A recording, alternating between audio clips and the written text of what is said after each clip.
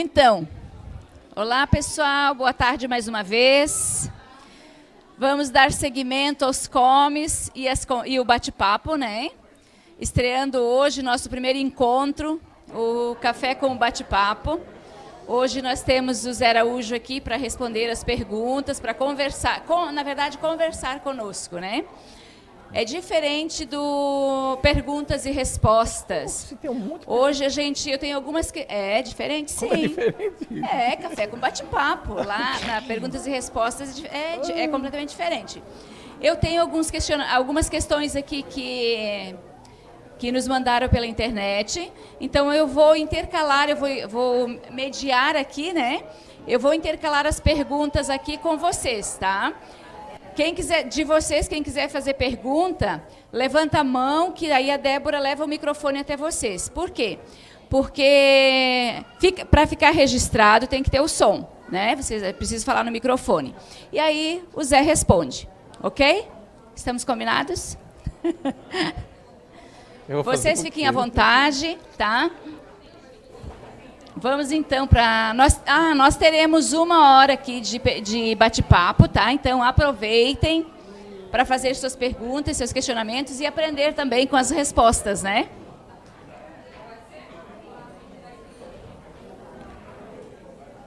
Vou fazer a primeira pergunta então. Essa pergunta vem do Nordeste. Primeiramente um abraço. A pergunta é a seguinte, Zé. Quando o médium pode estar mistificando? E a mediunidade? É igual para todos os grupos de inteligências, os grupos naturais de inteligências? Qual grupo pode mistificar? Meu Deus. Primeiramente, uma boa tarde para todos, né? Boa noite. Sejam bem-vindos aqui ao CIO, né?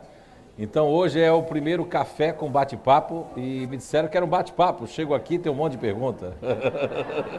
Eu fui enganado, mas tudo bem. Tudo está valendo aqui, né?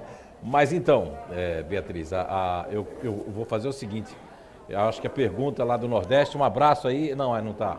Um abraço para quem fez essa pergunta, né? Depois, talvez, não sei se isso vai ser divulgado na internet, mas para vocês que estão aqui,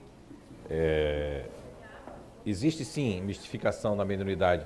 E para quem está mistificando, não é tão fácil de perceber, né? No livro dos Médiuns, no capítulo 14, no item 159, Allan Kardec, ele traz, né, um ensinamento ali no livro dos Médiuns que todos nós, né, sentimos essa mediunidade, em menor e maior grau, né? Não vamos discutir assim, porque existe também outros pormenores no livro dos Médiuns que também vem colocando que nem todo mundo também tem essa mediunidade. Mas lá também no item 159 diz que nós vamos ter umas pessoas que raramente não vão ter ou não vão sentir a mediunidade. Raramente, né, no item 159. Mas nesse mesmo item 159, Allan Kardec fala que a ordem desses fenômenos de sentir a mediunidade são aptidões diferenciadas. Então quer dizer que ele mesmo notou que cada pessoa que ele investigou na época, cada pessoa que ele viu como médium, sentia de forma diferenciada. Assim também nós vamos estar respondendo ali sobre os grupos naturais de inteligência. Agora, o médium, ele mistifica? Sim, pode ter a mistificação consciente e inconsciente. Aqui mesmo, nesse recinto aqui, há muito tempo atrás, isso aqui era uma sala de passe aqui. E a gente não tinha aquela área lá, né? A palestra era ali, esse palco era ali, onde está a foto de Chico Xavier. E determinada pessoa, eu viajava muito também na época, e disseram que a pessoa estava recebendo espírito na sala de passe, né? Toda vez que ia ter o passe, a pessoa mais ou menos fazia assim, e tinha um espírito e tal.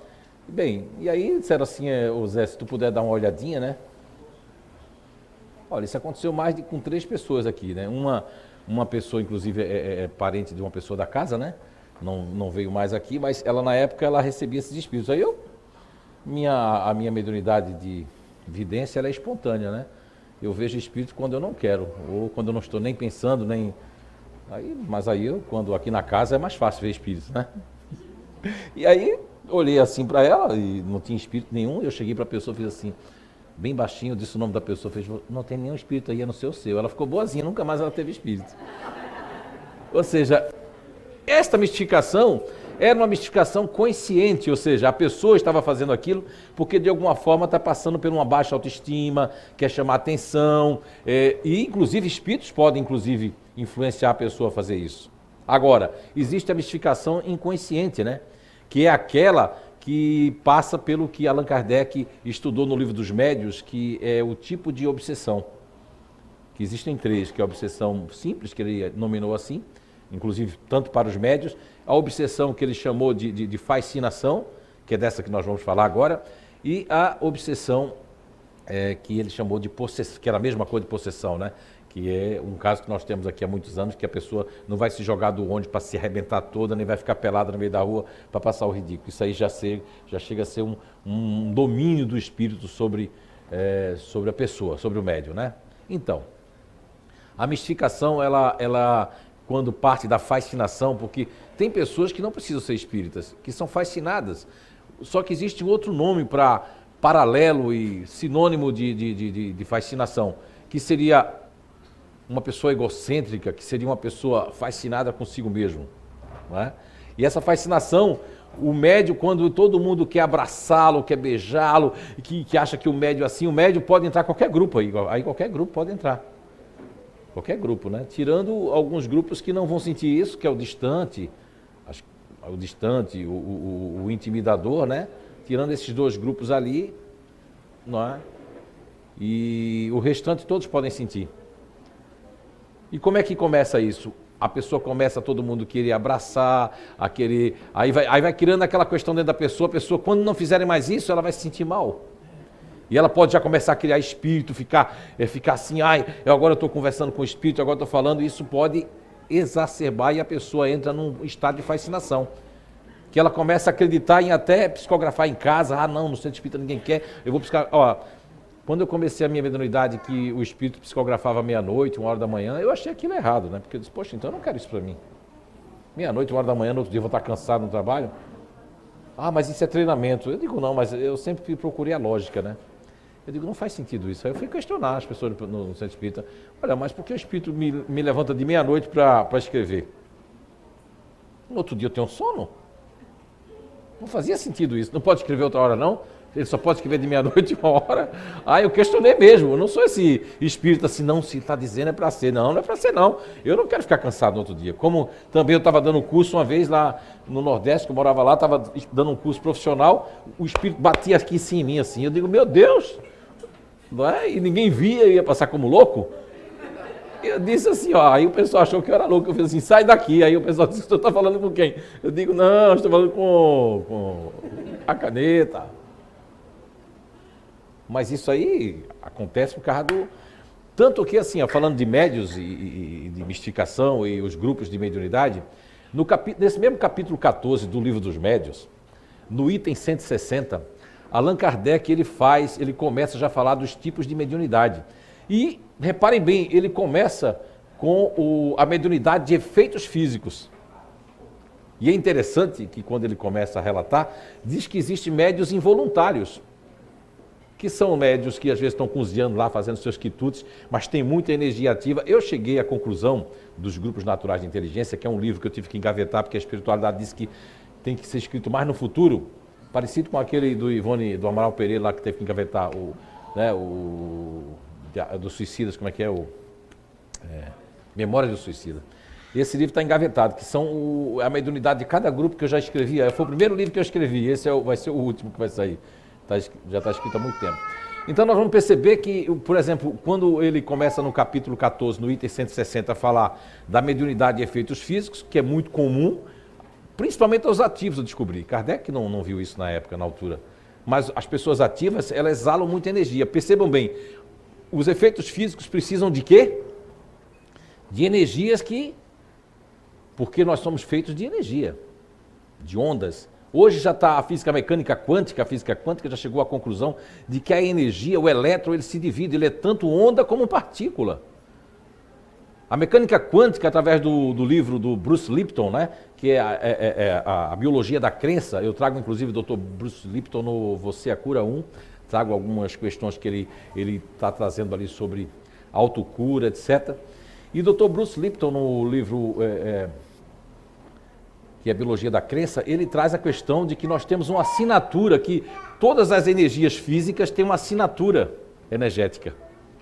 Agora, imaginem todos nós, porque eles chamam na física quântica a questão do Deus, da energia de Deus, que é o vácuo quântico. Esse vácuo quântico seria a mesma coisa que Deus. Ou seja, nós estamos mergulhados nesse vácuo quântico, esse vácuo quântico está mergulhado em nós. Por isso essa percepção de algo, que existe algo depois da morte, essa percepção da intuitiva, instintiva de que nós temos alguma coisa a mais do que tudo isso que nós estamos vivendo agora. Agora imaginem que a mediunidade, que essa questão energética, que nós temos uma assinatura energética aqui. Eu, por exemplo, que tenho psicometria, quando eu estou fazendo seleção de pessoas na vida profissional, quando as pessoas se sentam, cada uma, eu tenho um decodificador, que eu não sei onde é que fica, eu já tenho a assinatura energética das pessoas. Quem aqui já fez curso aqui de eu dizer, sem a pessoa abrir a boca, qual é o grupo que ela pertence? Levanta a mão aqui, quem já? Olha lá. Porque isso é que vocês têm uma assinatura energética, né?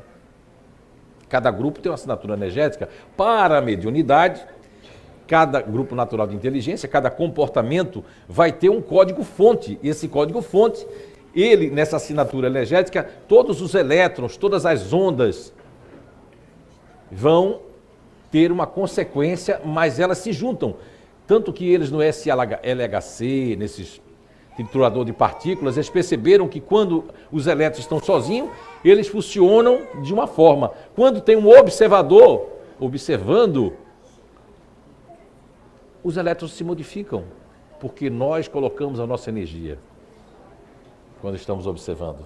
A nossa energia vai em forma de ondas. Então hoje, há mais de 10 anos que a espiritualidade me avisa que os males do século XXI serão quase que todos totalmente mais energéticos e bioenergéticos de troca de energia, facultando enfermidades que nós vamos ter que nos preparar para saná-las, porque a medicina está avançando tanto nessa parte de equipamentos, essa parte de detectar os males, de consertar ossos, de fazer tudo isso, cirurgias maravilhosas, né? Lógico que nós temos o outro lado da medicina que vai para um outro lado, que é o lado da droga, o lado de responder tudo com um medicamento, né?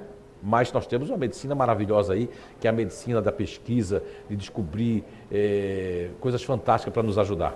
Então, no futuro, os médiuns ativos, por exemplo, eles vão ter muito mais uma propensão a ser médiuns de efeitos físicos e de ter uma superatividade para o passe, para a energia, para acordar as pessoas, enquanto os médiuns, esse campo racional é um campo mais onde pode ser utilizado de uma energia mais fria, de perceber o lado científico da espiritualidade, do que se pode propor na Terra.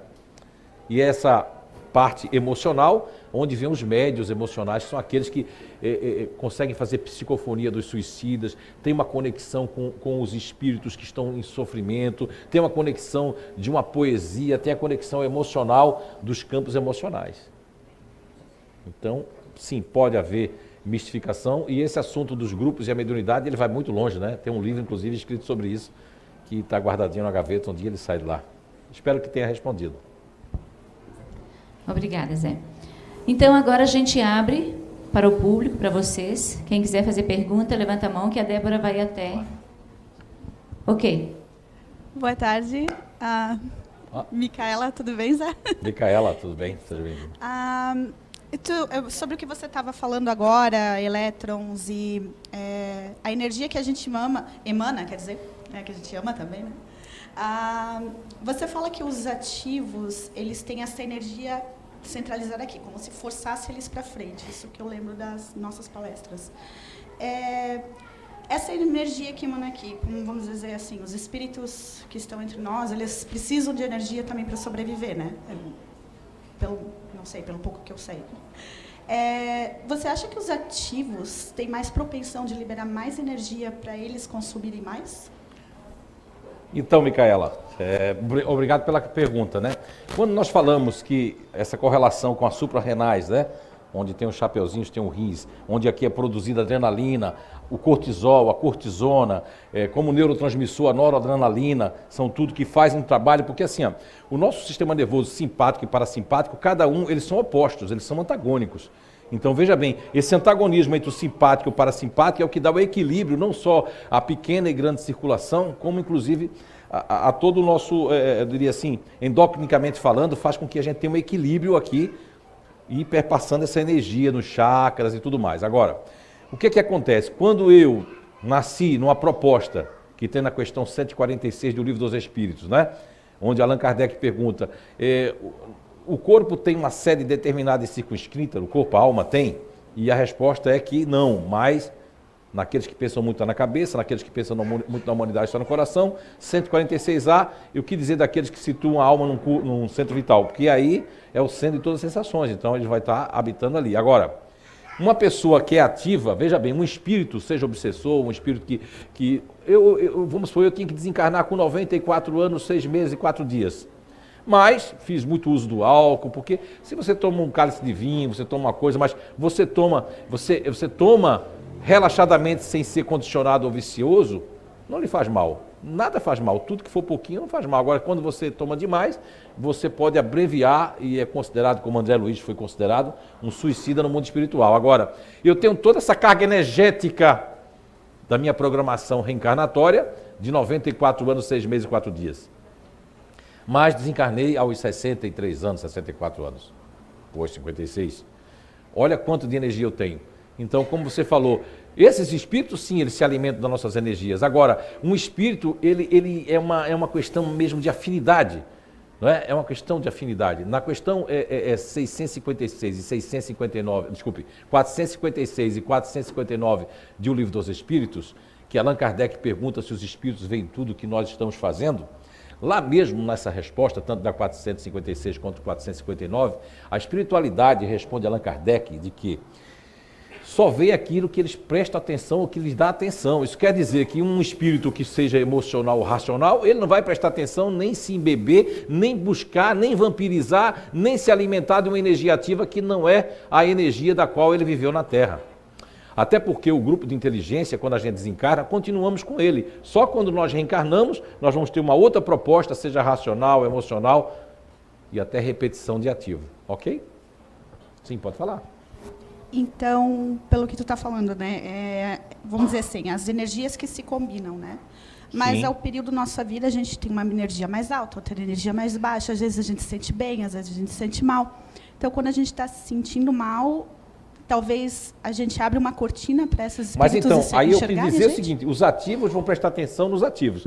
Se tiver um espírito ativo que ele está no mundo espiritual, ele vai se afinizar com a pessoa ativa. Por quê? Porque a pessoa ativa é mais ansiosa, né? Ele tem mais pressa, ele vai gostar dessa pressa também, parece comigo. Mas imagina uma pessoa ativa visitar uma pessoa bem racional, fria, que não quer sair de casa, né? Não vai ver. Agora, essas energias altos e baixos, isso é normal. Não é que seja normal. Isso vai ser cada vez maior dentro do que estou. As pessoas hoje fazem trocas energéticas, seja através das vias sexuais, do abraço, do convívio. Há pessoas que você encontra que ela está num diapasão energético tão diferente, ela vibra tão diferente, que quem começa a frequentar a casa ou uma igreja e começa a sair daquele barzinho, quando você volta para o barzinho, para aquele lugar, você sente um negócio ruim, é que você foi para o outro. Levanta a mão que já sentiu isso. Porque você saiu daquela frequência. Quando todo mundo está numa mesma frequência, ninguém sente nada. Até a pessoa diz, deixa de ser fresca, está sentindo o quê? Ai. Mas é que eu saí. Então, os altos e baixos energéticos, muitos grupos têm altos e baixos, principalmente os disponíveis, os emocionais, que eles são esponjinhas. Porque são pessoas que nasceram o quê? Ah, welcome, né? Como é que vai? Então, eles já estão abertos. Como eu estou aberto, ai... Não é? Agora tem uns que já estão, não é que tem um corpo fechado. Por exemplo, os otimistas, eles são sugadores de energia nossa inconsciente. Então você se encontra com uma pessoa do otimismo, você assim, sentisse aquela energia otimista, não. Porque ele está sempre com muita endorfina, ele está com muita serotonina, então isso faz com que sejam barreiras energéticas ou barreiras realmente de elétrons, porque eu não entro na vibe do outro, eu não entro no campo energético da outra pessoa. Olha lá. Fica com a mão levantada, minha filha, senão, que ela usa óculos, ela não enxergou ainda. Débora, aqui, ó. Deixa ela falar agora, senão ela pode ficar melindada, não vem mais na casa, é melhor. Ô, Fernando, então, foi falado ali dos ativos, né? E comentado sobre as suas energias. Eu acredito, então, que o ativo, ele tem que usar todo esse potencial que ele tem. Porque se ele não usar, corre o risco de ficar ansioso. Não Olha, é assim? É uma energia que está assim, nele. ó, Ele nasceu com aquilo. Sim. Então, ele tem que movimentar essa energia. Sim, eu estava assistindo a palestra da Jaqueline, que eu assisto todas as palestras da casa, né? Só se eu realmente naquele momento estiver fazendo coach, mas eu estava assistindo de longe, eu estava em Curitiba, estava assistindo, e eu percebi que eles colocaram ali um videozinho de uma tal de Jandira, né? Que diz que tem uma... para usar vassoura. Veja bem, quando eu fazia coach de atender pessoas que vinham em busca, hoje quem faz são as pessoas, né? Como a Bia, como as psicólogas lá no Inato, eu percebia que eu passava na época, a pessoa até dizia, não entendia a sua metáfora. Eu dizia, você precisa de uma roupa, uma trouxa de roupa para lavar. Quer dizer, é uma metáfora, né? Como a da vassoura. Mas percebam bem, uma pessoa que nasce com a energia ativa, eu falava agora há pouco ali com a Juliana, que faz parte do grupo Fazedor, e eu disse para ela que ela, assim, mesmo ela fazendo ginástica, fazendo tudo, ela tem dores. Todas as pessoas que fazem parte do Fazedor têm muitas dores nas bacias, nas juntas. Por quê? Por conta da raiva contida. O problema não é ser ativo, o problema é que eu tenho raiva contida pela injustiça, porque fulano não está trabalhando e eu estou. Então, essa raiva contida faz com que esses colágenos que eu tenho nas juntas, eles vão dessecando, porque a raiva, ela propõe uma energia, porque eu tenho o simpático e o parasimpático. Eu vou estar escrevendo isso no Você a Cura 3, que é Meu Corpo, Minha Casa. Aí eu vou estar falando mais sobre os grupos, né? Vou deixar de falar de outras coisas para falar dos grupos. Então, nós vamos perceber que como é que funciona no Fazedor esse simpático e parasimpático, que são opostos. Porque um está mandando uma energia que é... E o outro diz assim, agora, esse aqui... Então, é como se fosse um imã contrário, assim, que um está juntando o outro, está segurando o outro. Então, os ativos, eles têm, como você mesmo falou, eles têm que gastar essa energia. Quando eles não gastam, mesmo assim, eles vão ser uma pessoa que vão ter ansiedade. Eu sou o único autor no mundo que falo bem da ansiedade, porque eu entendo a ansiedade de outra forma. Eu não entendo a ansiedade como o mal do século, não entendo a ansiedade como algo ruim. Porque eu mesmo, que não sou portador de ansiedade, eu não tenho coisas que eu acho maravilhosas, coisas que eu acho fantásticas nas pessoas que são ansiosas. Aí você faz assim, pô, então se eu falo alguma coisa positiva da ansiedade, vou falar tudo que eu não tenho. Proatividade, terminar o que começa, atitude, fazer 2 ou 3 coisas ao mesmo tempo, coisa que eu não consigo. Então as pessoas ansiosas têm um monte de coisa positiva maravilhosa, porque está na natureza. Agora, tem as coisas negativas da ansiedade, porque aí é a questão do equilíbrio, do yin e yang, né? Positivo, negativo. Então vai ter, o que seria negativo na ansiedade? Pressa, impulsividade, estresse, preocupação à toa. Quantas pessoas ativas de noite começam a ficar preocupadas com alguma coisa e não dormem mais? Mas não vai resolver aquilo. Mas não adianta você dizer, vou te dar um remedinho. Não, o remedinho ele é um paliativo perigoso. Porque quando passar o efeito desse remédio, a pessoa vai voltar a ser você mesma, ou você mesmo. E você tem que encarar você mesmo. Existem meios de equilibrar, sim. Quanto mais eu me conheço, a minha casa, mais eu sou autor, eu sou engenheiro, arquiteto de saber modificar todos os cômodos dessa casa maravilhosa, que é o ser humano, que é o corpo humano, que foi dado, né? Saúde por Papai do Céu, pelos engenheiros siderais, que nós estamos aqui, né? Ou vácuo quântico, como chama a física quântica. Débora? Aqui na Flávia, aqui, ó. Obrigada.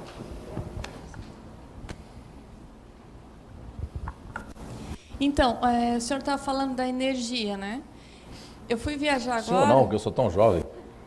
Costume. Então, aí eu fui viajar, fui muito animada, foi 16 horas de viagem, cheguei lá bem. Só que eu sei que a pessoa tem uma energia que dá conflito comigo. Mas, tipo, eu não botei na cabeça. Fui, tranquila.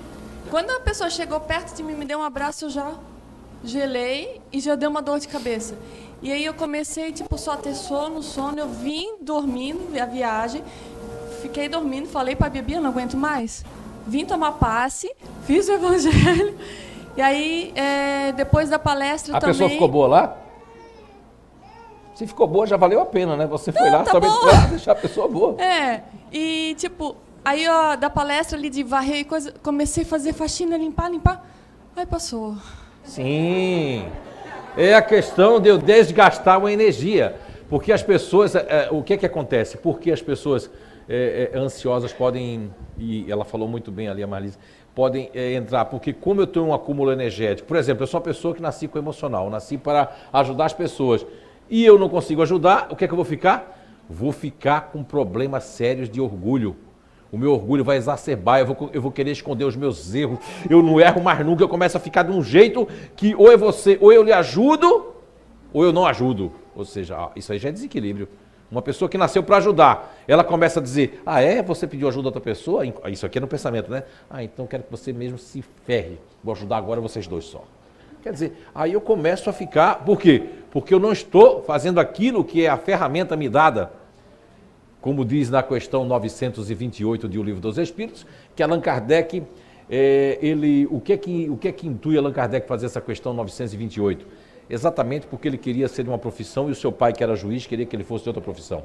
Então aquilo motivou o Kardec a fazer aquela pergunta das aptidões, das habilidades, e a resposta da 928 para Kardec é que nós, quando as doenças, os males advêm, está lá na questão 928, de nós estarmos fazendo algo contra as nossas aptidões, ao que nós nascemos para fazer. Imagine você, uma pessoa ativa, ter que trabalhar parado, ter que viver parado, isso é muito ruim. Mas também uma pessoa que não veio com a energia ativa, ter que viver como ativo, só vive cansado. Preciso dormir 10 horas. Nós somos diferentes uns dos outros. Temos que respeitar essas diferenças, não querer que as pessoas sejam igual a nós, não querer ultrapassar o limite das pessoas. Isso nós temos que respeitar. Ok? Seu Zé, mas tipo assim... Como é que eu faço pra... Tipo, acontece muito às vezes assim... Mas isso aí, o que é que te acontece? Quando acontece isso é porque, quando nós não estamos bem, ou você já foi na viagem pensando, ai meu Deus, vou encontrar aquela energia, eu já vou... você foi na viagem já pensando, ai, aquela energia ruim. Quando eu cheguei lá, a energia não estava ruim, estava pior. Porque existe o desenho energético. O nosso pensamento ele é muito forte. Hoje a mecânica quântica, a física quântica já comprova que se a gente ficar pensando muito em ser assaltado, nós estamos chamando o assaltante. O assaltante está saindo de casa querendo saber quem vai assaltar. Você está lá no outro lugar dizendo assim, eu posso ser assaltado. Aquela vibração até vai chamar. O pensamento é muito forte. Hoje as pessoas, quando Jesus disse assim que nós deveríamos ter a fé do tamanho de um grão de mostarda, ele queria dizer que são as montanhas, os morros para nós movermos, mas os nossos obstáculos que nós mesmos criamos. Porque devidamente nós não temos fé. E está lá na questão 911 do Livro dos Espíritos, quando Allan Kardec ele vai mexendo, até chegar na 913 que fala sobre o egoísmo, mas ele vai mexendo até que a espiritualidade não aguenta. Dá para perceber que a espiritualidade já dá ali um meio que muito forte na 911, porque Kardec fica perguntando como é que a gente pode atenuar, combater o mal, etc, etc, etc. Aí, o próprio Kardec vai falando da fé, vai falando disso. E a espiritualidade, num certo ponto da 911, responde assim, mas é porque a vontade só está nos lábios das pessoas. Por que uma pessoa não tira na loteria? Porque ela não acredita de fato. Ela joga, mas não acredita. E quem acredita é só acreditar na ilusão, que é aquele que joga na loteria, geralmente, vamos supor, se jogou na semana, aí tem o sábado e domingo, ele começa a sonhar, né? Eu vou comprar uma casa para fulano, para ciclano, vou comprar isso para fulano.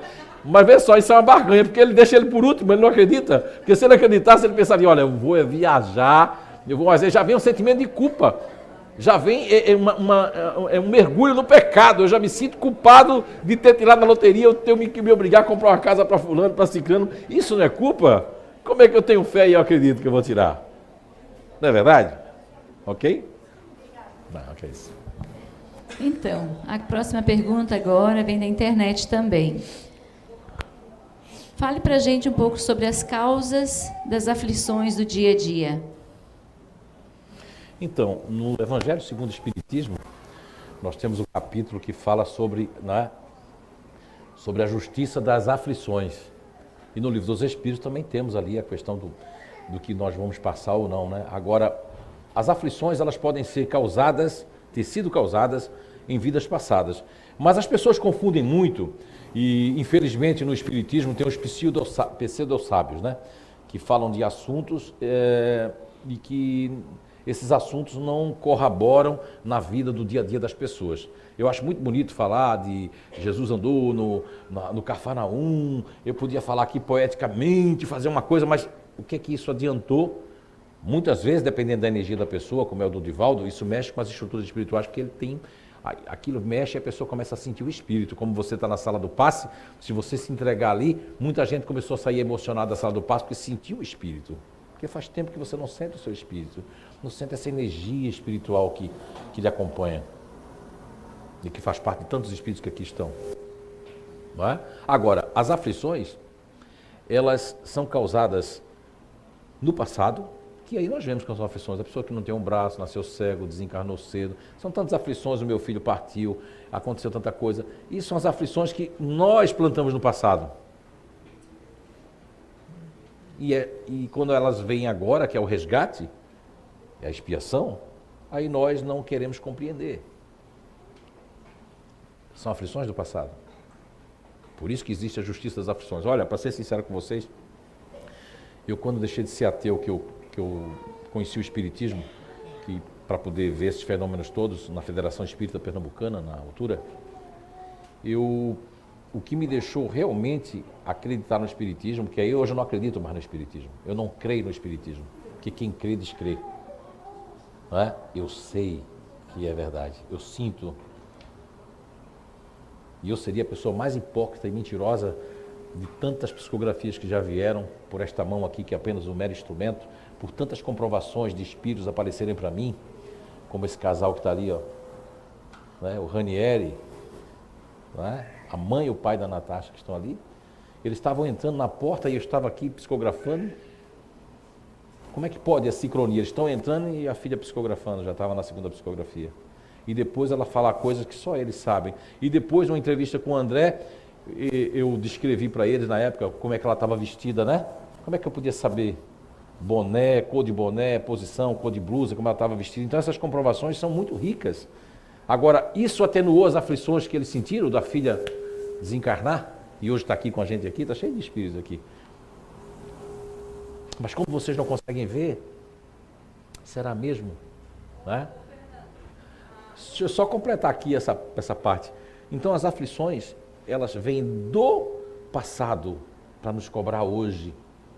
Mas eu percebo nessas viagens que eu faço a Portugal, Alemanha, Brasil, Curitiba, estou ali, estou no sul do estado, eu percebo que as pessoas são causadoras hoje das suas próprias aflições. Não precisa nem vir num plano reencarnatório, porque os causadores hoje de aflições é o orgulho, o egoísmo, a vaidade exacerbada, o mimo, tanto espiritual como o mimo que foi dado pelos pais. Os filhos de hoje, os pais estão causando aflições para eles, porque dão de tudo para se livrar. Porque nessa vida moderna, eu concordo que o estresse, se falar assim, que não que a ansiedade é o mal do século, mas que o estresse realmente se tornou um malefício do século, por causa da cobrança que é muito, muito grande, que nós temos que fazer isso, temos que fazer aquilo, temos que terminar isso, temos que terminar aquilo, temos que fazer aquilo. Se você não fizer, você não acompanha. Se você não tiver o celular da hora, você não acompanha. Se você não souber isso, não souber aquilo. Então as pessoas já, quem é da geração Z, como eu trago nesse livro que está aí em cima ali, eu trago um pouco sobre a geração Z que nasceu depois do ano 2000, eles não querem a mesma coisa que nós queríamos, ou que nós ainda pensamos. Não querem mais. Eles querem liberdade. Eles querem trabalhar, mas também ter liberdade. Eles querem fazer as coisas diferentes, porque o mundo está diferente. Mas as pessoas querem buscar aflições do tipo, o meu vizinho tem um carro ali, como é que ele pode ter aquele carro e eu não tenho? Eu vou buscar um carnê de 74 vezes. E não foi buscar umas aflições aí, que eu não precisaria, só para acompanhar o vizinho? Não é? Ou eu vejo o colega de trabalho chegar com um carro lá, meu Deus, como é que esse desgraçado pode ter esse carro e eu não tenho? Então, muitas aflições vêm pelo orgulho, pelo despeito, pela questão de dizer assim, mas como é que pode fulano gostar de cicrana? Como é que fulano pode gostar dessa daqui? Como é que eu não estou ali, porque eu não faço isso? Então, aí, as aflições, eu vejo, Bia, e todos que estão nos acompanhando agora aqui, eu vejo que as aflições hoje, nos dias de hoje, porque as aflições causadas pelo passado, elas são muito evidenciadas. São coisas que você não espera, de repente acontece na sua vida, você diz, poxa, mas por que eu? Por que comigo? Isso não deixa de ser orgulho, porque quando eu não aceito, porque aceitar não é entrar numa zona de conforto, aceitar é ter resignação, que são palavras que eu aprendi no dicionário espírita. O que é ser resignado? é aceitar uma coisa que você não tem como mudar aquilo. Se você não tem como mudar, se você se resigna, você tem com certeza mais condições de superar essa aflição de que se revoltar. Porque aqueles que se revoltam com as aflições dos outros da vida passada, eles até são mais atenuados, mas aqueles que se revoltam com as aflições que eu causei agora, nessa encarnação, não foi ontem, foi agora, porque eu fui pelo orgulho, pela vaidade, eu quero ter razão, eu não quero errar. Meu Deus, quem é que não erra?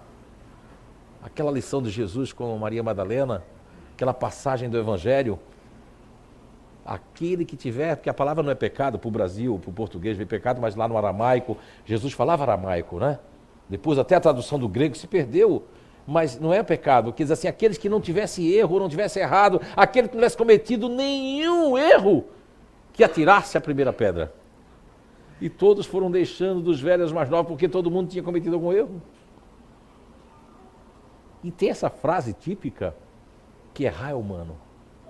Porque faz parte do ser humano, do estágio que a Terra se encontra. Então, as aflições, elas podem ser de ontem, mas também, na maioria, são de hoje mesmo. De agora, não é? Como a escolha que vocês fizeram, vir tomar um café, ajudar o CEIU, não é? Que tudo isso aqui ó, tem um custo. E foi uma forma que acharam eles de não ficar pedindo dinheiro, de não ficar...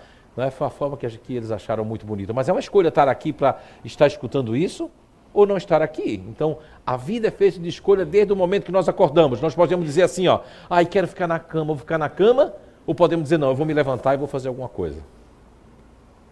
Não, mas é só hoje. Hoje passou, não recupera ontem. Hoje é hoje, ontem foi ontem. Ontem não volta mais. E hoje, a gente pode diminuir nossas aflições, com certeza. Né? Alguém queria fazer uma colocação ainda ali?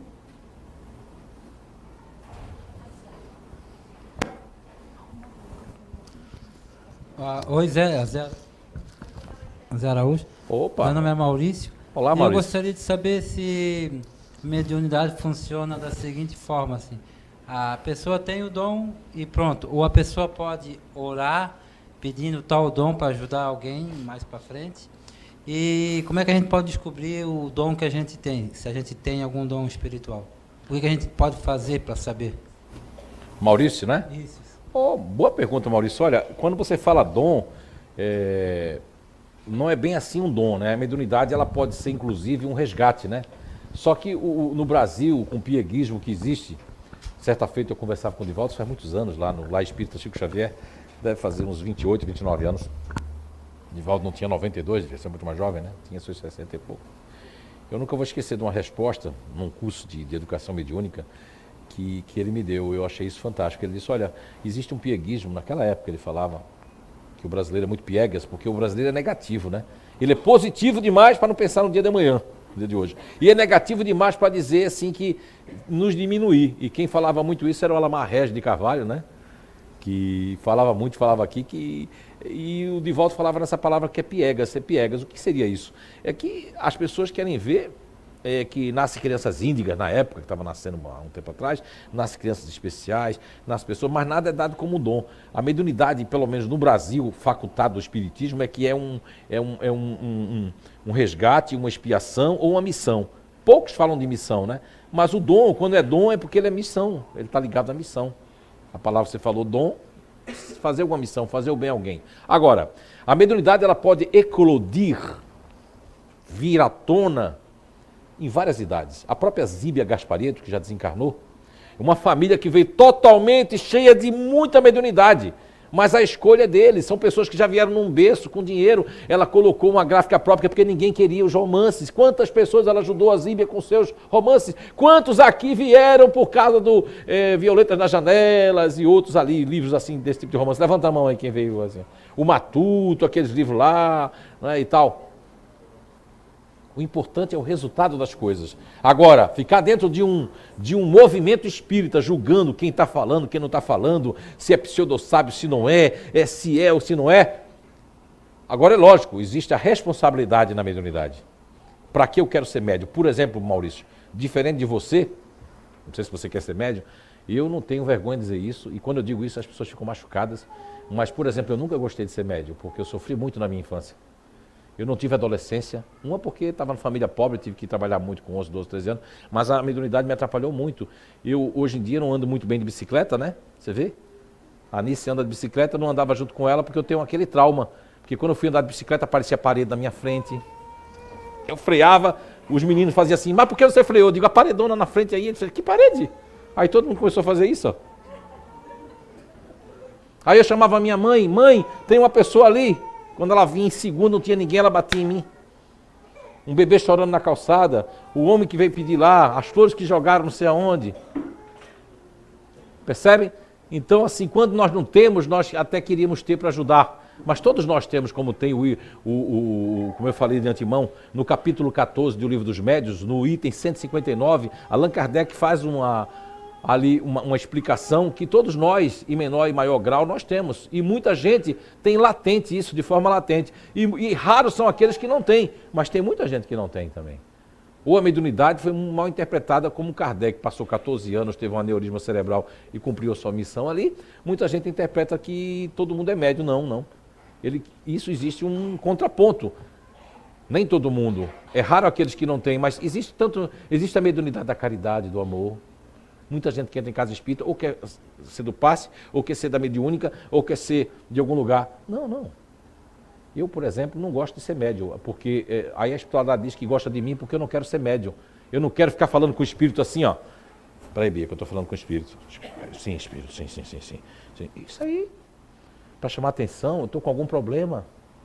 Ou eu estou mistificando, ou eu estou fascinada. A mediunidade tem que ser toda hora você não querer ser estrela. Quantos palestrantes a gente tem na casa? Quanta gente já construiu aqui? Hein? Eu não gosto de estar aqui na frente, eu gosto de trabalhar nos bastidores. Quantos palestrantes a gente formou aí, né? Hein?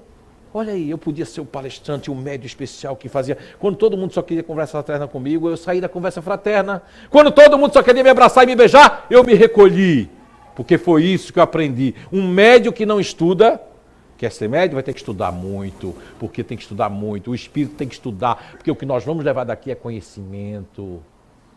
É conhecimento, o resto ninguém... Pode nos roubar tudo, mas ninguém rouba o nosso conhecimento. E a proposta da ciência espírita, da doutrina espírita, Maurício, para todos, não é só a parte filosófica, não, mas é o conhecimento do espírito, que é imortal. Essa é a base fundamental do espiritismo. O livro é livro dos espíritos, não é o livro do movimento espírita, dessa discussão, que onde tem a vaidade, que o grande, né, bandeirante do espiritismo, Kaiobar Schutter, através de várias psicografias públicas no Foreblu aqui, ele chama atenção para essa guerra de vaidade, que eu estou certo, eu estou errado. Infelizmente isso faz parte do movimento espírita, mas não é a doutrina espírita. São pessoas que, com seus egos, com as suas cileumas, com as suas, né, com seus orgulhos, com suas vaidades. Então, ser médio pode vir. Você pode, que idade você tem? 49. Zíbia foi quase 50 anos que ela começou a ser média. Ela nunca tinha sentido nada. De repente ela teve essa vontade de ajudar, eclodiu a mediunidade, ela começou a psicografar livros e livros e livros. Há quem diga que os espíritos se afastaram dela quando ela começou a...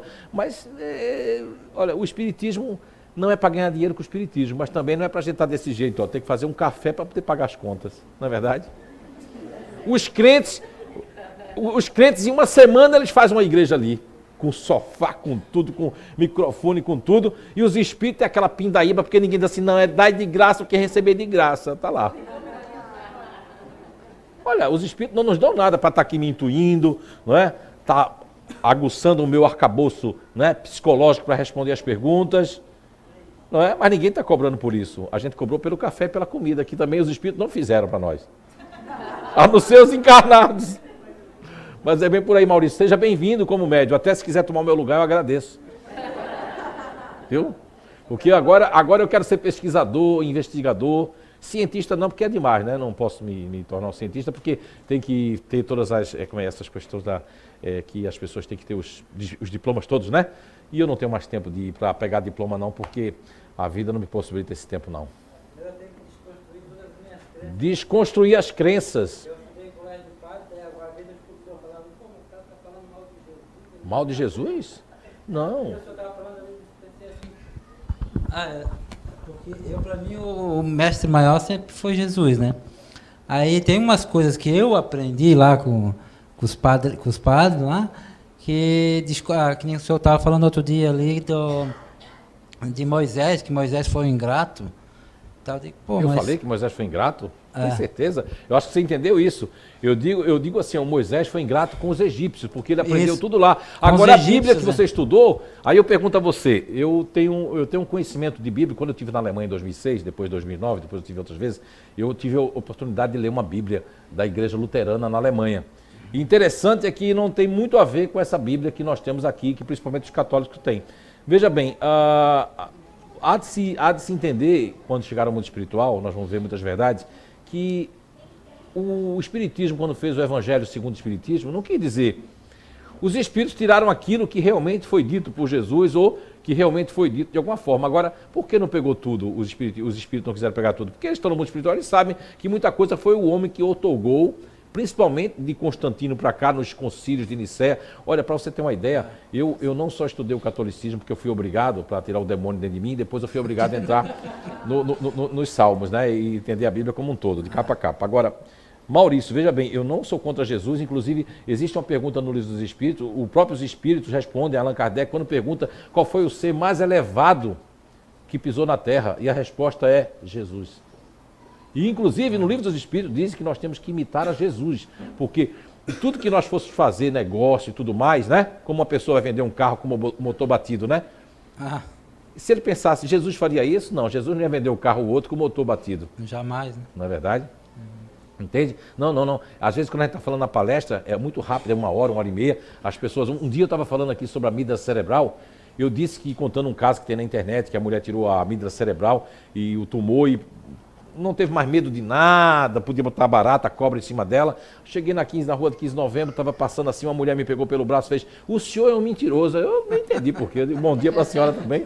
Ela disse: porque o senhor falou que a mulher tirou a amígdala, pois minha irmã tirou a amígdala danada. Olha, ela continua a mesma coisa, medrosa, cagona. Aí eu disse: mas ela tirou a amígdala cerebral? Ela disse: não, tirou da garganta. Eu disse: mas eu não falei essa.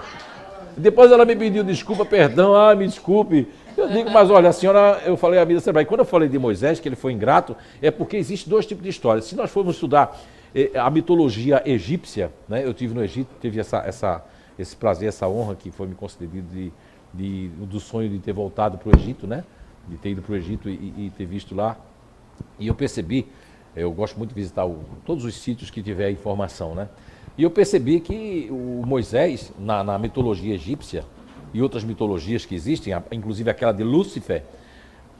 Olha, o que Moisés conta para os hebreus, que formou a Bíblia, são coisas que aconteceu no Egito. Ele pegou aquela história dos egípcios, que tem mais a ver com o planeta Capela, que eu dei aqui no Identidade Eterna, do que com propriamente os hebreus, que vêm muito depois. São castas. Agora, quando você fala em crença, Maurício, eu achei muito importante, que o Maurício está sendo muito humilde e corajoso.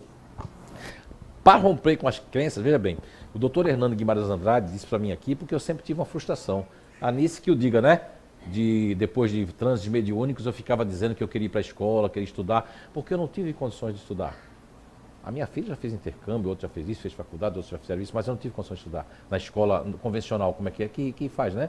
Que as pessoas têm os diplomas, terceira série, quarta série, quinta série, sexta série. Eu não tive condições de estudar porque eu tinha que sustentar a família e papai fugiu com a secretária, a gente ficou muito pobre, né? Essa história eu já contei, a gente, em vez de ficar pobre, foi para a miserabilidade, quer dizer, nem um tu pela pobreza não teve. Né? Então a gente caiu assim. Então, imagine eu e meu irmão mais velho, a gente sofreu mais por quê? Porque a gente tinha brinquedo importado, os amigos do papai, a gente tinha 2, 3 empregadas dentro de casa, e vó e tudo mais. A gente era menininho tudo gordinho, tudo buchudinho, rosadinho, lindinho, com aqueles cabelos maravilhosos. De repente a gente foi dormir em cadeira junta, o rio passando por baixo, eu pegando o peixe para poder a gente comer, e um monte de coisa. Quer dizer, o que é que eu percebo como autodidata que eu estudo? Agora, eu não estudei na escola, né, que vocês estudaram, mas eu estudei em outra escola. E o doutor Hernando disse que foi melhor assim. Porque se eu tivesse estudado numa sequência como todo mundo estudou, eu seria um físico nuclear hoje, não estaria nem aqui dentro do espiritismo e achar todo mundo burro. Os religiosos burros e todo mundo. Quando eu fui ateu, eu tinha um preconceito. Com católico mesmo, que a minha família é católica, eu tinha um preconceito, eu achava que todo católico tinha um QI pequeno. Porque acreditar em coisas que a ciência mostra que é o contrário. Hoje eu digo assim, ó, que O catolicismo, lógico que ele vai acabar, né? As religiões vão acabar. Se você for na Europa, na Inglaterra principalmente, as igrejas parecem museus. Porque os jovens não querem, por quê? Padre pedófilos, aí e vai ter em todo lugar. Vai ter até espírita que vai dar passe e que tem perturbações porque não se resolveu sexualmente bem, não assume, não é? O que realmente... Porque, olha, uma orientação sexual não tem nada a ver com o espírito. O espírito, a persona, a ética, o caráter não tem nada a ver com a orientação sexual. Agora, outras coisas têm a ver com muita coisa. Porque os chamados héteros, né? Eles podem fazer tudo, os outros não. Agora, lógico, aqui nós temos pessoas aqui, casais, que eu nunca vi dando em cima de ninguém. Mas eu já vi hétero fazer assim, ó.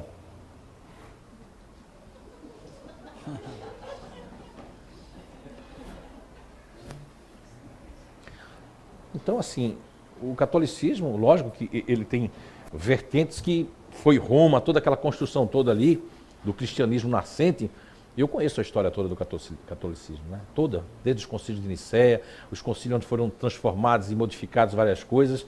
E nós temos hoje uma pessoa fantástica, que é o Papa Francisco, que veio realmente, como Ângelo Roncalli, que foi o Papa João XXIII, com o Decálogo da Serenidade, vem o Papa Francisco moralizar, mostrar que o caminho é o amor, o caminho é ceder para que possamos nos amar e não colocar regras e disciplina. Eu respeito muito a Igreja Católica, minha mãe é católica, apostólica romana.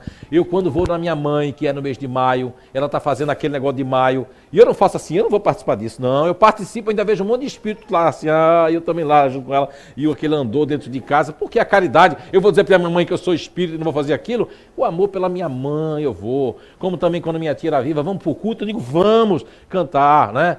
Salve, aqui não, isso é católico, vamos cantar para ele. O CD, bota o CD aí, crente, né? Já refúgio a vida eterna de Jesus, Rei do Rei, desse mundo. Por aí vai, é respeito, não quer dizer eu não acredito nisso aqui daquilo. O importante é o amor. Foi isso que Jesus deixou para nós, né? Quando disse, não se turbe o vosso coração, creis em Deus, creis também em mim, me vou para casa, mas não quer dizer que ele vai para lá e que vai ressuscitar como os crentes acreditam que os cadáveres vão fazer igual o Michael Jackson, aquela dança lá assim. Não vai acontecer isso, né? Porque não tem como reanimar todas essas questões fluídicas, né? Para reviver as pessoas no cemitério. Não é verdade? Ok? Muito bem. Mas Moisés foi ingrato com os egípcios, não foi com nada não, viu? Ok? Isso é um julgamento meu, né? E se eu tiver errado, que eu vou pagar por ele. Então tudo que a gente diz, nós vamos ser cobrados em tudo. Aquele que mais sabe, mais será cobrado. Não é? Mas não tenho nada contra Moisés não, viu? Apesar que eu conheci ele também. Nem contra Jesus, né, Zé? Não, Jesus não. Jesus é de um planeta, eu sou de outro, mas eu estou no planeta dele, então para mim ele é a pessoa mais elevada, né? Exatamente. Então, uma próxima pergunta aqui.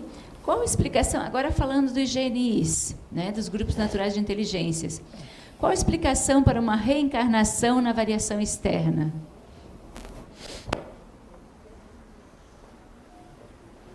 Então, quando nós dividimos em 3 variáveis, né? Isso aqui, para quem não fez ainda ou não conhece o trabalho que nós fazemos aqui do Identidade, SOS Emocional, nós fizemos uma descoberta na Terra. Eu sou apenas pequeno, mero compilador e descobridor, nada mais. Eu sempre digo que daqui a 40, 50 anos vai chegar alguém que vai melhorar muito isso. Como descobridor e compilador, eu percebi que as respostas que eu recebi presentes estavam aqui, que é a questão 146, 907, 908, 191A e 191 e etc, etc. Lá na Gênesis, no capítulo Bem e o Mal, no item 18. Vem comprovando que nós temos um código-fonte, nós temos uma identidade e que nós chamamos esse comportamento de grupo natural de inteligência. Que lá em Portugal, eu fiz algumas formações, como eles falam, eles chamam lá GNI. A gente chama GNI, né? Lá é GNI. Então, o grupo natural de inteligência, a variação externa é que ela é quase saindo, Bia, porque assim, ó, perceba bem que você tem uma filha que faz parte do grupo fazedor e é externo, né? Veja bem a diferença dela e da Nice, que é a conservação, ou dela e da Fabiana, não é? Porque o externo é que quando um espírito vem na variação externa, por exemplo, uma pessoa que veio no grupo natural de inteligência que nós nominamos, como diz em Portugal, uma alcunha, um apelido, de disponível. O que a gente quer dizer com disponível? É uma pessoa que está disponível. Não pode escutar nem essa... Se for em espanhol é necessito, né? Necessito já faz assim. Se for, eu preciso... Opa, ajuda, já fica ligado, porque está ligado para isso. Nasceu para isso. Vamos colocar o Marcelo Rosenbrock, que é desse grupo, né, Marcelo? com 1000% de acerto. Mas o Marcelo nasceu nessa plataforma, que está lá na questão 146, né? Ó, os que pensam muito nos outros. E o Marcelo nasceu para ajudar. Só que o Marcelo, em vez de ajudar, o espírito dele veio ali porque precisa disso. Mas o Marcelo, o que é que faz? Quer que a pessoa... vai sufocar a pessoa. O Marcelo vai viver com a Beatriz. Então o Marcelo quer conduzir a Beatriz. Não, não, não. Toma leite com café que é bom. Toma. Lógico que eu estou exagerando, né? Depois... Não, isso aqui, ó... Não, não, não. Eu vou fazer um negócio... Quer dizer, aí eu quero fazer demais. E tem grupos que são antagônicos ou disponíveis que se sentem sufocados, ó. Corre da pessoa. Vixe, não. Eu quero uma pessoa que seja... Porque tem grupo que gosta assim, ó. Tipo aquele negócio que tinha na escolinha do professor Raimundo, o jovem nem sabe disso, que era uma mulher que chegava, um personagem, e o professor Raimundo dizia assim, meu Deus, a senhora tem que denunciar ele na polícia, se ele está quase batendo na senhora fazendo isso. Aí ela respondia para o professor Raimundo, eu gosto, Raimundo, eu gosto. Então tem gente que gosta, não de gente que vá ajudar, mas que gente que seja mais... Olha, disse que teve uma época aí, disseram que tinha a síndrome do cafajeste. Eu fui ler sobre isso, né? Eu digo, mas síndrome do cafajeste? Não. Tinha escrito que tem mulher que prefere o cafajeste que a pessoa com caráter. Não é isso. Eu fui ler, fazer algumas perguntas. Não, tem mulher que quer um camarada que... Ele, infelizmente, os cafajestes é que são mais assim. Que é uma pessoa que chega assim, ó. É logo, dá um beijo na boca. E aí aquele que é mais comportado, né? Posso pegar na sua mão? Aí ela prefere aquele lá que vai dizer assim, que nada, papá! Talvez excite, mas a pessoa é um fetiche lá. A pessoa é outra reencarnação, viveu com cafajeste, foi cigana, gostava de apanhar também. Tô brincando, mas eu quero dizer com isso, né, que quando a pessoa vendo um gene externo, se o Marcelo, vamos supor, fosse externo, né, que eu estou dando o exemplo dele, porque ele não é Marcelo? Ou é externo? É externo, tô brincando. Mas aí o que é que vai acontecer? Ele veio para ficar e ser emocional para fora, para ajudar as pessoas. Mas o espírito dele é um espírito que é o homem velho, né? E vai ser uma luta entre o homem velho, que aí vai o quê? O que é que vai preponderar aí? O orgulho. Se ele ceder, ele vai ganhar a encarnação. Se ele não ceder, ele vai perder a encarnação. Perder no sentido assim, porque eu não fui disponível como deveria ser feito. Não peguei uma plataforma e digo, eu vou pegar isso aqui porque eu vou ajudar as pessoas. Vou ajudar mesmo, para valer. Ou eu quero ajudar, mas eu quero o quê? Não quero que meus erros apareçam. Isso é do homem velho. Muitas pessoas, quando estão na plataforma disponível, querem esconder os erros. Eu não erro. Foi fulano, eu ponho panos quentes em mim mesmo. Ó, ela tá, a Ângel ali, tá querendo o microfone. É Ângel mesmo, né? Ângel. Deb. A Débora pegou, a Débora tá na zona de conforto. Microfone? Não é? Aqui. Tirou férias agora, tá de folga. Bem no meio lá. Então era isso que eu queria dizer. Obrigada, Então, essa plataforma externa é porque a pessoa ela não consegue ficar na conservação, que é mais total. A extrema já é extrema, não é assim? E a externa já é o Marcelo, porque a conservação é Madre Teresa de Calcutá, um disponível conservador.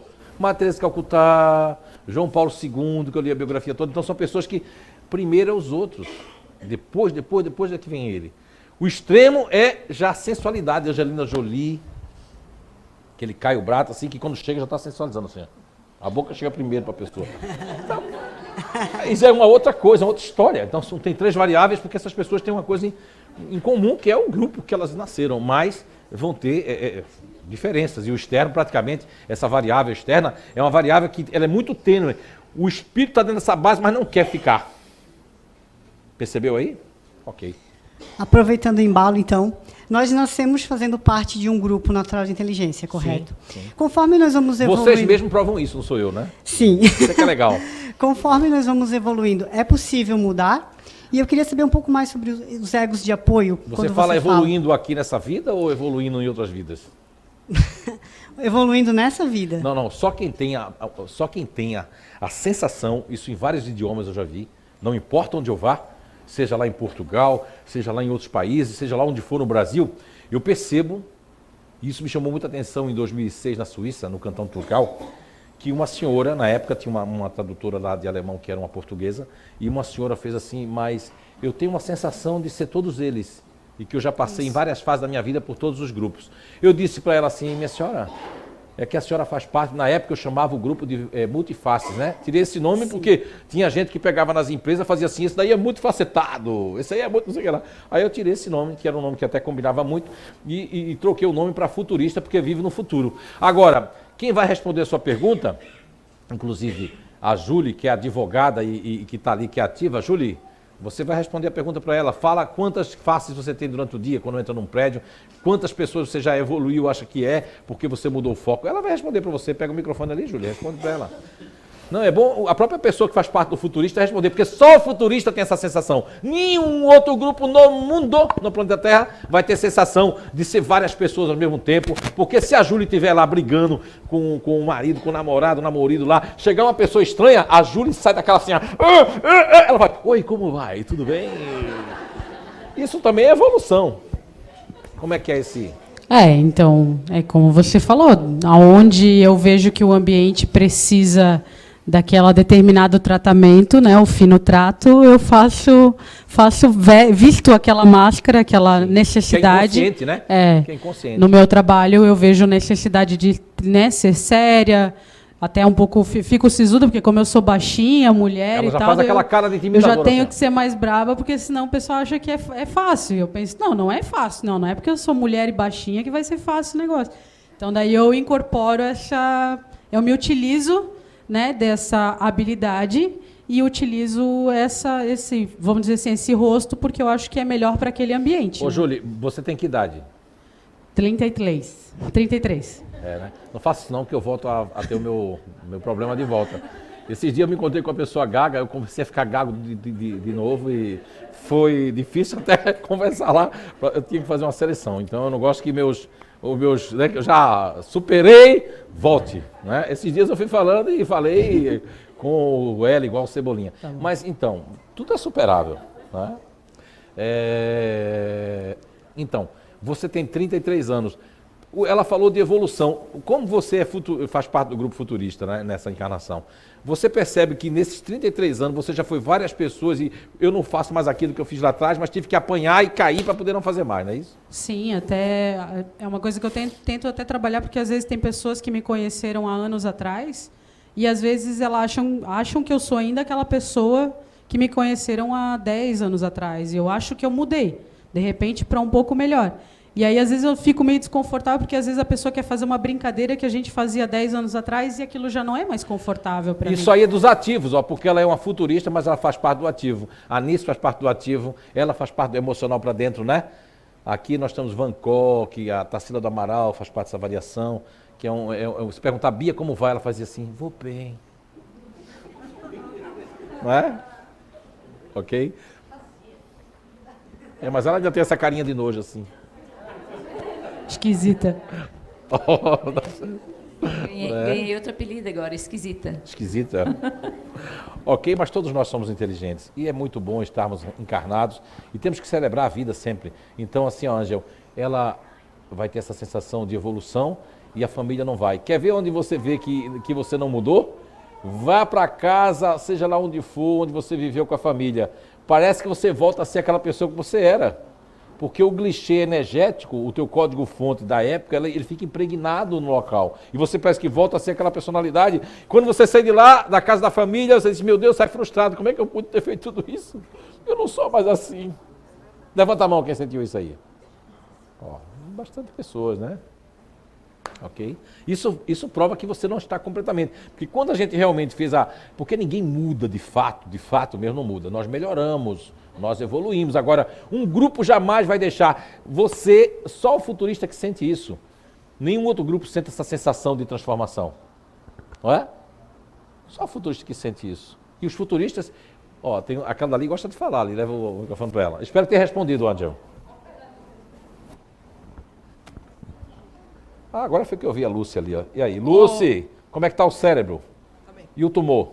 Ótimo. Ótimo. Paradinha ali, bem quietinho. Você é um exemplo, rapaz, Bem porque você quietinho, foi aberto assim, o tampão da cabeça, tirou um tumor, o médico disse que você não ia mais nem dirigir, não é mais nada, fica em casa, morra e você está aqui, você vem sempre, está ajudando aqui. Isso é um exemplo para quem acha que tem problema aqui. Porque muita gente está aí, ou que está aqui, acha que tem problema, mas o problema maior aí que ela teve está aí, né? A Lúcia, né? contrariando o que os médicos disseram, né? Porque o espírito pode Eu sou do contrariar. contra, né? Também Eu sou ela do faz contra. parte do grupo intimidador, né? É. Ela fala assim pro tumor, não vem não porque eu vou te destruir. Aí o tumor já... É bem isso. né? É bem isso. Agora passa pra sua irmã aí. Tá bonitona, viu? Com todo respeito, né? Ô, Fernando, ela comentando ali sobre o padrão de comportamento Você vai confundir futurista. as pessoas, viu? Aqui eu sou Zé Araújo. Ah, tá. Né? Fernando Então, só em Portugal agora. E eu até comentei com a Lúcia, o interessante é que a gente não sente saudade De quê? do que passou. Ah. Ontem eu fui tal coisa. Hoje Mas eu é sou lógico, feio. né? Mas eu não O sinto passado saudade, não foi. existe pra vocês, a não ser as coisas boas. Se alguém vir tocar assim, mas como tu era assim, não fala nisso, não fala. Vocês não querem saber do passado, futurista. Quer saber só o passado bom, né? Essa medalha aqui, quando eu fui campeão, ainda me lembro como fosse hoje.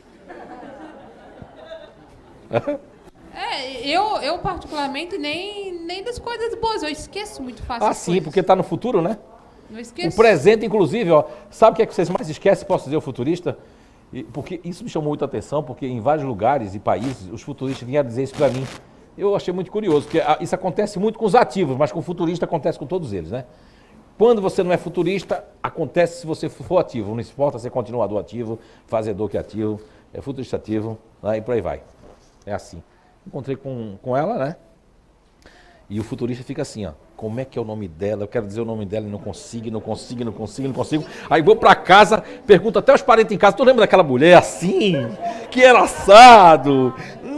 Eu fico enquanto... Parece que agora a minha meta... Ó, coisa de futurista. A minha meta é descobrir o nome da mulher.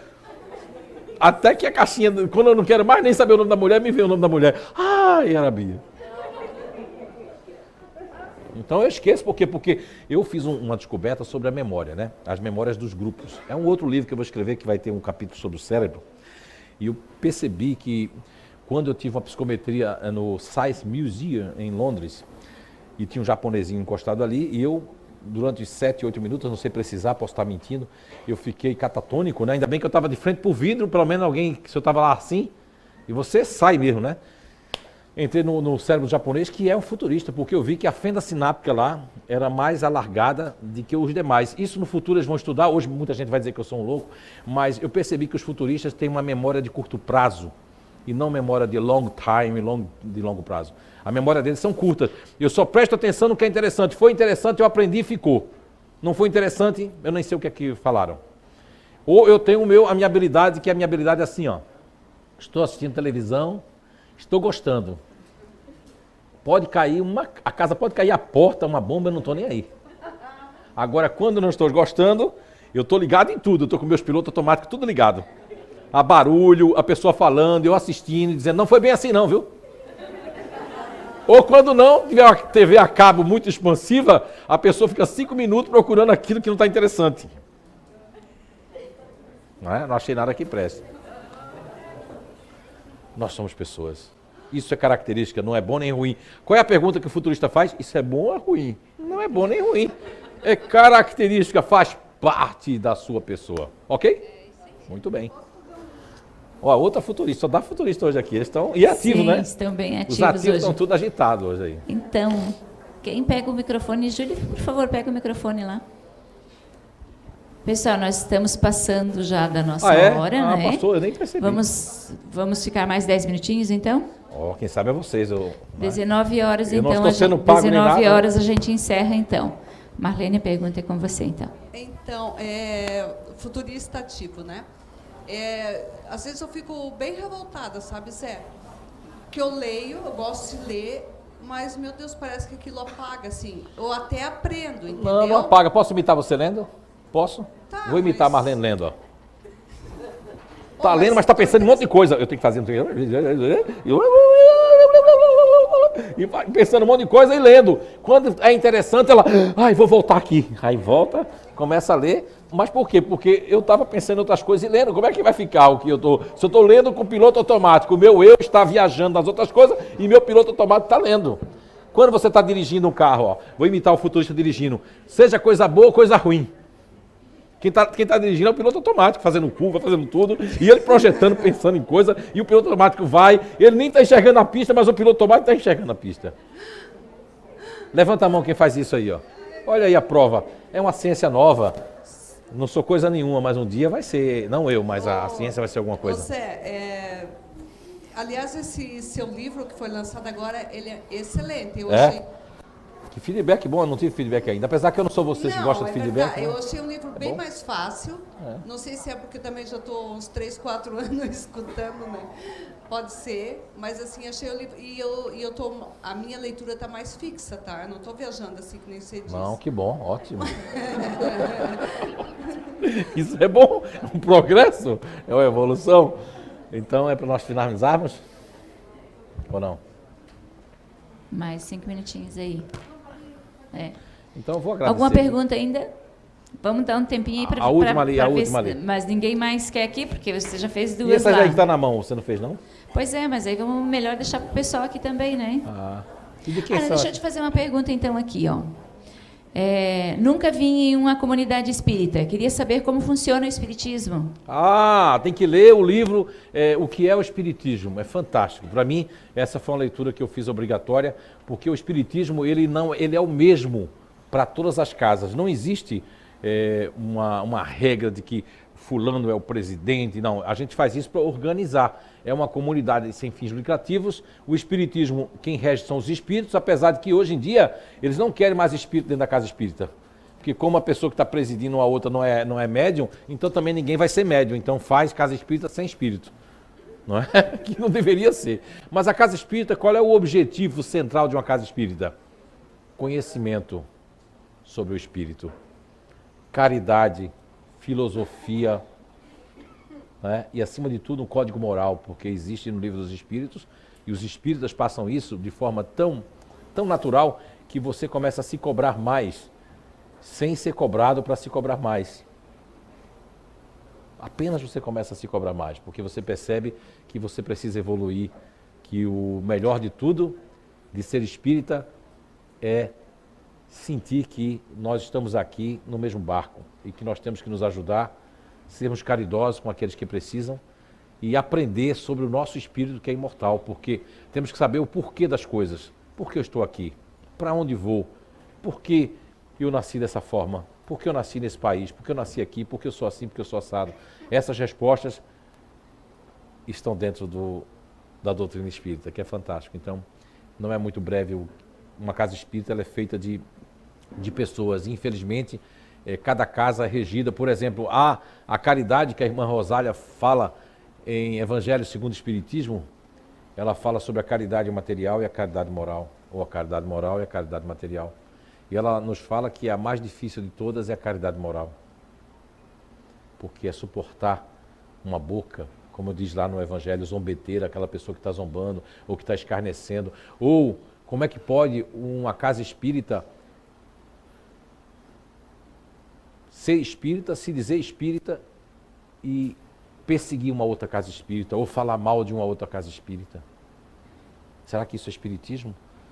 Porque muitas pessoas podem ler os livros, podem ver as palestras, mas podem não se modificar no seu orgulho, no seu despeito, porque uma casa é mais nova, a outra é mais velha, porque nós chegamos primeiro. Não existe isso. Numa parábola de Jesus, da vinha, traz um ensinamento muito grande, que é, na verdade, que os trabalhadores da última hora chegaram, um senhor mandou contratar as pessoas e vieram trabalhadores que vieram de manhã e teve outros que chegaram à tarde. E os que receberam o mesmo salário do que os que vieram de tarde, os que vieram de manhã, os que vieram de tarde receberam o mesmo salário do que vieram de manhã.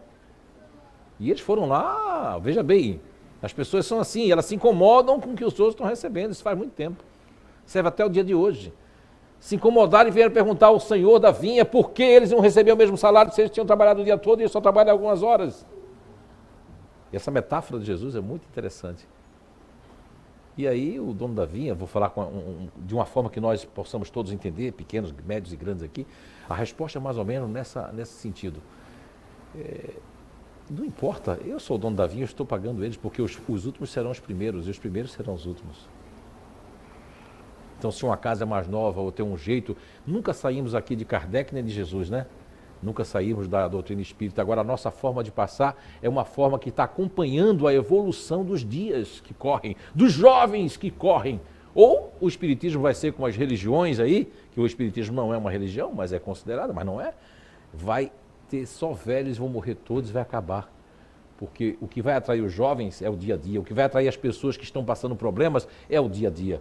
E nós trazemos as perguntas dos livros dos espíritos, trazemos a Gênesis, trazemos toda a obra da codificação, inclusive as revistas espíritas e todos os cursos aqui, sem sair da regra básica que é a codificação espírita e o próprio espiritismo. Seria isso que eu teria para responder. Então, encerramos? Posso então... Encerramos hoje, então, nossa conversa, né? Queria Nosso só passar uma bate-papo. mensagem final para ele. Sim. Olha, dizer para vocês assim que nós somos muito falhos também, todos nós, né? Mas dizer para vocês que não interessa o grupo natural de inteligência que você faça parte, não interessa em que família você está, em que cidade você nasceu, o que você está fazendo, mas o mais importante, se você está e você está nessa família, você está nesse processo, é porque você deveria estar aí. Então, se eu estou, eu tenho que fazer o meu melhor. Porque se eu não fizer, eu nem fiz, deixei de fazer e perdi a minha encarnação, o meu processo. Reclamar, é melhor agir. Se entristecer, é melhor se ocupar. Cansaço e estar falando para todo mundo, perdeu o mérito do esforço que foi empreendido. E o melhor de tudo, que eu tenho aprendido, ainda tenho muito por aprender, é que quanto mais nós pensamos o melhor de si e dos outros, quanto mais a gente quer coisa boa, mais a vida e o universo coloca coisa boa para nós. Então, o meu desejo é que vocês possam ser muito felizes, né? E nunca é tarde para ser feliz. E que possa agradecer muito pelo dia, por estar aqui, pela casa que tem, por tudo que tem recebido. Quantos agora não têm essa oportunidade de estarem aqui? Que sejam felizes, muita paz e um beijo no coração de todos. Tudo de bom.